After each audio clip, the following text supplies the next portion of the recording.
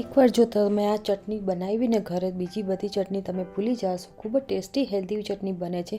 અને આ એકવાર જો તમે ચટણીની રેસીપી પૂરી જોશો તો તમને ખ્યાલ આવશે કે આપણે આમાં શું શું એડ કર્યું છે. અને આ ચટણી ઢોસા સાથે, ઇડલી સાથે, મેંદુવડા સાથે, ઉત્તપમ સાથે, રેગ્યુલર રાઈસ સાથે પણ તમે ખાઈ શકો છો. તો ચાલો રેસીપીને શરૂ કરીએ. આપણે અહીં થોડું ઘી એડ કરશું. તમે તેલ પણ લઈ શકો છો, પણ ઘીમાં થોડું હેલ્ધી બને છે.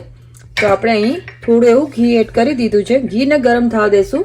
ઘી આપણું ગરમ થઈ ગયું છે તો થોડી આપણે એમાં હિંગ એડ કરી દીધી છે. હવે આપણે આમાં પહેલા લાલ મરચાં લીધા છે મેં સૂકા, એને એડ કરી દઈશું. ડ્રાય રોસ્ટ કરવાના છે પહેલા. હવે એમાં આપણે થોડા મીઠા લીમડાના પાન છે, એને પણ રોસ્ટ કરવાના છે.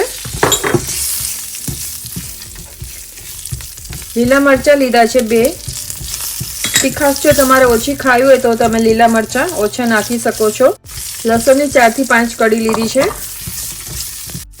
આદુ લીધું છે નાના 2 ટુકડા, એને પણ આપણે રોસ્ટ કરી લેશું સારી રીતે.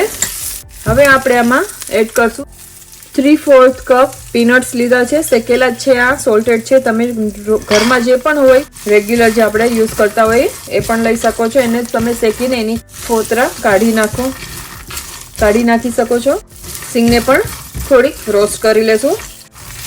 હવે આપણે આમાં એડ કરશું 3/4 કપ દાળિયાની દાળ જે આવે છે આપણે એ લીધી છે. ચણા દાળ શેકેલી છે, રોસ્ટેડ દાળ છે, પણ સારી રીતે શેકી લેશું. હવે આપણે આમાં એડ કરશું ફ્રોઝન કોકોનટ છે. તમે ડ્રાય કોકોનટ લઈ શકો છો, ફ્રેશ પણ લઈ શકો છો, ફ્રોઝન પણ લઈ શકો છો. ઘરમાં જે પણ કોકોનટ અવેલેબલ હોય એ લઈ શકો છો. ડ્રાય પણ ચાલે. આ રેસીપી આમ તો ડ્રાય કોકોનટ માટેની છે, પણ મારી પાસે ફ્રોઝન અવેલેબલ હતું તો એટલા માટે હું ફ્રોઝન કોકોનટ એડ કરું છું. એ પણ 3/4 કપ લીધું છે.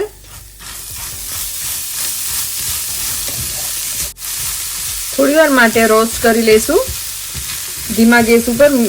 ગેસને મેં ધીમો રાખ્યો છે. કોકોનટની જે સ્લાઇસ આવે છે ડ્રાય એ પણ લઈ શકો છો. અને આજે આપણે ખૂબ જ ટેસ્ટી એવી ચટણી બનાવીએ છીએ. જે આ ચટણી તમે ઇડલી સાંભાર સાથે ખાઈ શકો છો, ઢોસા સાથે ખાઈ શકાય છે, મેંદુવડા, ઉત્તપમ કે એમને રેગ્યુલર જમવામાં પણ લઈ શકાય છે. ખૂબ જ સરસ ટેસ્ટી બને છે આ ચટણી. તો એકવાર જરૂરથી ટ્રાય કરજો. તો આપણું રોસ્ટ થઈ ગયું છે. ગેસને મેં બંધ કરી દીધો છે. હવે આપણે આને થોડી વાર માટે ઠંડુ થવા દેશું. પછી આપણે આને મિક્સર જારમાં ગ્રાઇન્ડ કરવાનું છે. અને આ વિડીયો પૂરો જોજો, એન્ડ જોજો. હજી આપણી થોડી સામગ્રી આમાં એડ કરવાની બાકી છે એટલા માટે. અને આ વિડીયો ગમ્યો હોય તો લાઈક, શેર, સબસ્ક્રાઈબ કરજો. મેં એક મિક્સર જાર લીધું છે. આપણે એમાં જે આ ચટણીનું ઠંડુ થઈ ગયું છે ને આપણે હવે પીસી લેશું. તો આપણે પહેલા આમાં બધું એડ કરી દઈશું. આપણે આને પહેલા ડ્રાય પીસી લેવાનું છે. ડ્રાય આપણે એને ગ્રાઇન્ડ કરી લેશું.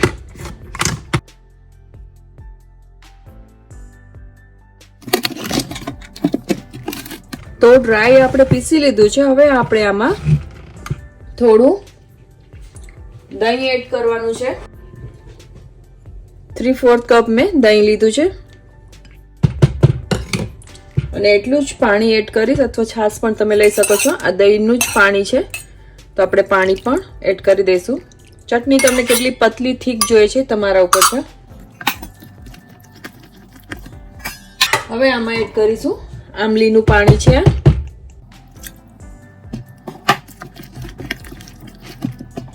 મીઠું એડ કરશું થોડું સ્વાદ પ્રમાણે.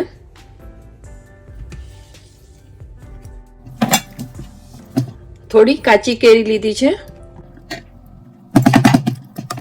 અને થોડી આપણે કોથમરી એડ કરશું. હવે પાછું એકવાર આને પીસી લેવાનું છે.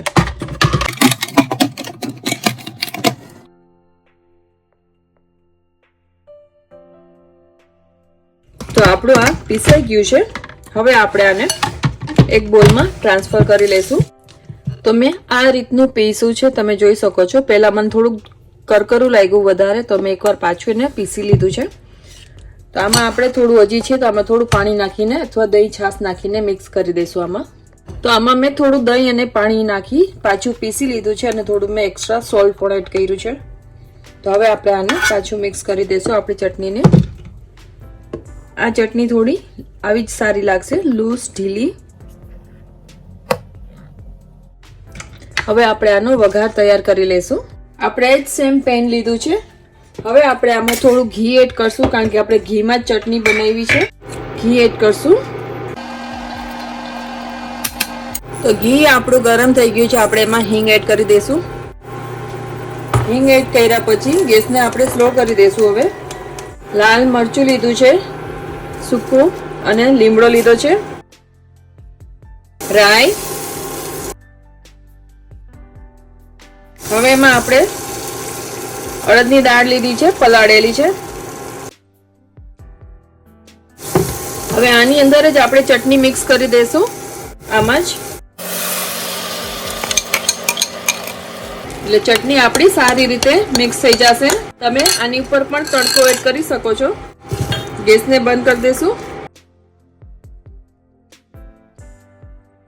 રેડી છે આપણી ચટણી. હવે એને પાછી આ બોલમાં જ આપણે લઈ લેશું. તો રેડી છે આપણી સિંગદાણા, દાળિયા અને કોકોનટની ચટણી. અને હવે આપણે ઉપરથી થોડી કોથમરીથી એને ગાર્નિશ કરી દઈશું. તો તમે પણ આ ચટણી ઘરે જરૂરથી બનાવજો. ખૂબ જ સરસ ટેસ્ટી બની છે. આ વિડીયો ગમ્યો તો લાઈક, શેર અને સબસ્ક્રાઇબ કરજો. શેર કરો તમારા ફ્રેન્ડ્સ અને ફેમિલીમાં.